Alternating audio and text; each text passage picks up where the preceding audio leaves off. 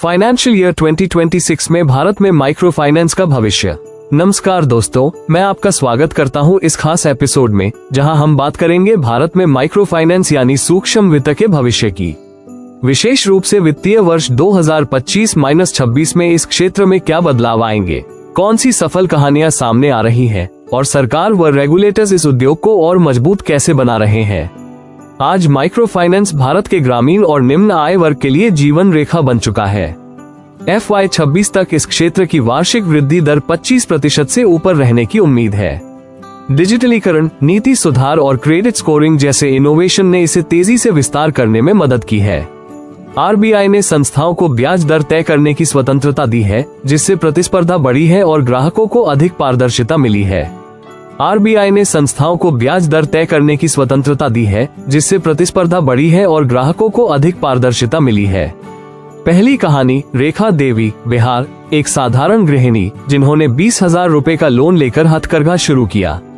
अब 15 महिलाएं उनके साथ मिलकर महीने का 60,000 रुपए से अधिक कमा रही हैं। ये सिर्फ रोजगार नहीं है, यह आत्मनिर्भरता की मिसाल है। दूसरी कहानी, शिवप्पा, कर्नाटक, एक दूध बेचने वाले जो पहले हर दिन 10 किलोमीटर साइकिल चलाते थे। माइक्रो फाइनेंस से 50,000 रुपए का लोन लेकर मिल्क कूलर और मोबाइल ऐप अपनाया।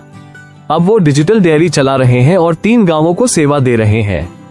FY26 तक सरकार और RBI इस क्षेत्र को सशक्त बनाने के लिए कई कदम उठा रहे हैं। क्रेडिट गारंटी फंड, जोखिम कम करने के लिए, डिजिटल भुगतान और KYC प्रक्रिया को तेज और पारदर्शी बनाने के लिए, आय आधारित क्रेडिट स्कोरिंग, सही लोगों तक लोन पहुंचाने के लिए, क्रेडिट ब्यूरो एकीकरण, धोखाधड़ी कम करने के लिए।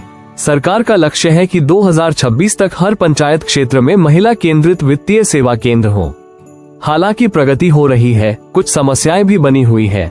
उच्च ब्याज दरें, सीमित वित्तीय साक्षरता, फील्ड स्टाफ की अपर्याप्त ट्रेनिंग।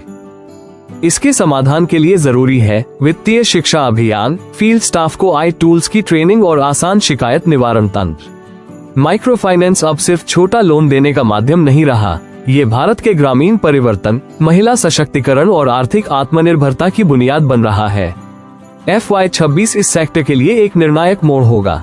आपका धन्यवाद इस एपिसोड को सुनने के लिए। फिर मिलेंगे एक नई कहानी और दृष्टिकोण के साथ। नमस्कार।